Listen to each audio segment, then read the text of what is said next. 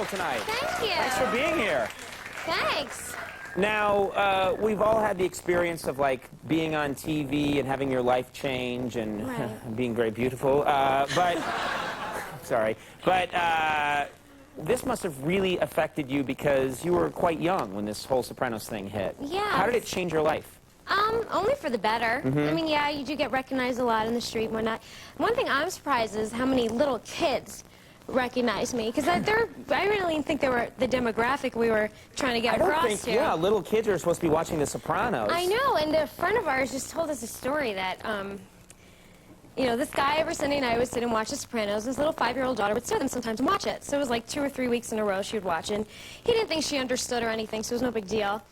And one day, he hears his daughter, like, screaming in her bedroom. So he's, like, runs over, and he finds her in her bedroom, like, choking her doll. And she's like, "Give me my money, you bastard!" He's like, all this stuff's like, that's why you don't show this show to your kids. I think, in fairness, all little girls play the game, "Give me my money, you bastard."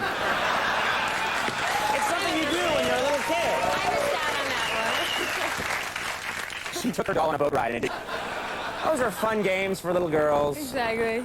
Now, I've always heard that the cast is close. Give me an idea, like, how close are they?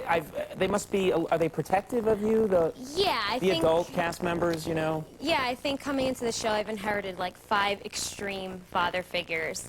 And my first experience kind of dealing with that was the last episode of the first season. I had my first kissing scene. And I was really nervous, and I didn't want to tell anybody that I was, you know, so scared because I just sound stupid. And so I did the scene, and afterwards, James Gandolfini came and he said, "So how'd it go?" And I was like, "Oh, it was all right." He's like, "He didn't give you the tongue, did he?" And I was like, "Well, yeah, because I didn't know you weren't supposed to do that." And he did. And lucky for him, he left. He wasn't there, because Jim was, like, running all over looking for the guy. He was, like, a lot older than me. I'd be so scared if, like, James Gandolfini was after me. Like, he does have a presence, absolutely. Yeah, definitely. Did that, so that actor never came back to the show again? No, his role was never reprised, actually. He's never been seen again, either. No. Interesting. How does, I mean, you have a boyfriend in real life. How does, like, James Gandolfini treat that guy? Well, my boyfriend is my manager, and everybody on the set calls him Renee, because, you know, Celine Dion's married to her manager, Renee. Spoke for your boyfriend. So, I was trying to find, like, the right place and time to tell James who I was dating and that, you know, it was serious. And so it was one day, I told him to come to the set where everybody was there. It was a big family scene. And so everybody's just going, "Oh, Renee is here, Renee is here." So he looks at me and goes, "Who's Renee?" I'm like, "My boyfriend." And he's like, "You have a boyfriend?" I'm like, "Yeah." He's like, "How old is he?" I'm like, 30. He's like, "What does he do?" I'm like, "He's a manager." "My manager." So now I'm, like, terrified. So he's like, "Where is he?" Like, he's right outside. So he, like, marches out, like, stands in front of my boyfriend, looks him up and down. And my boyfriend, like, goes to put his hand on, "Nice to meet you." And he just walked right away. Like, didn't say a word, nothing. And so he's probably much tougher than, like, your real parents. Oh, like, yeah, my parents are very easy. Yeah. Yeah. James Gandolfini, you got to worry about. Yeah, exactly. Did you do an episode of Cribs? Did I hear correctly? I did. I have a house in Las Vegas. I have always wanted Cribs to call me. Seriously, I've always wanted Cribs to call me. They never call. And I think it's because I seem like the kind of guy who doesn't have a crib, you know? Like, I have a nice little moderate apartment. I don't have a crib. I don't think no one imagines. Have you been on Cribs? I haven't. No? No, they asked, but I think that's creepy. Do you? Wait a minute, Topher. So I'm admitting that I desperately want to be on Cribs. And then I try and pull you into the conversation, being asked, and you say, "Oh, I've been asked many times, but I said no." Because it's I didn't creepy. say many times, but it was many times. Yeah. I have got to get on Cribs somehow. How was it? What was it like being on Cribs? It was fun, but... How's your crib, first of all? Well, my crib is pretty modest compared to... Wayne Newton was in the same episode as me. Okay, we live in Las Vegas. He has a penguin farm in his backyard.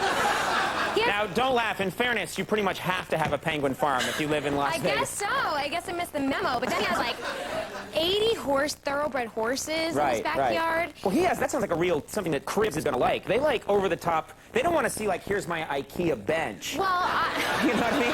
That's not what Cribs wants. Cribs want, like, here's my, you know, llama impregnator. You know, they want that kind of weird stuff. Well, I didn't have But You don't have that weird he stuff? Had, like, he had this like heater on his toilet seat, so like your butt would never get cold when you sat down. I have like, one of those here. Those are the big thing. No, he really has a heater on his toilet Yeah, seat? so he has all these like extravagant things, and I have like my 2 bedrooms and my 2 bathrooms, and in my backyard I had like a slip and slide because we Right. have a pool and it's really hot in Vegas.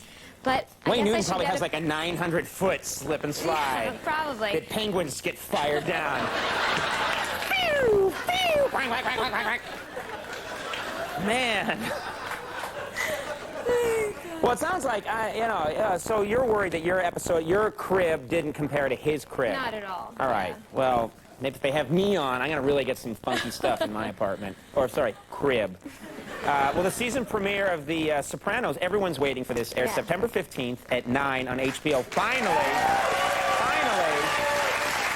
And starting October 1st, you're going to be starring in Beauty and the Beast on Broadway. That's very cool. Yeah, I'm gonna be doing it for 4 months. Come back and see us soon. Absolutely. Yeah, it's great Thanks to have you for here. having me. Jamie Lynn Sigler, everybody. We'll take a break. When we come back, Kevin Brennan's here. It's funny, guys. Stick around.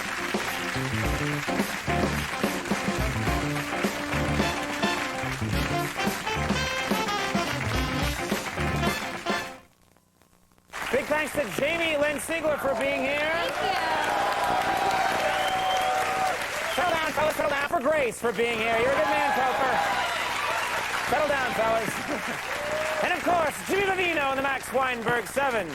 Stay tuned for Last Call with Carson Daly.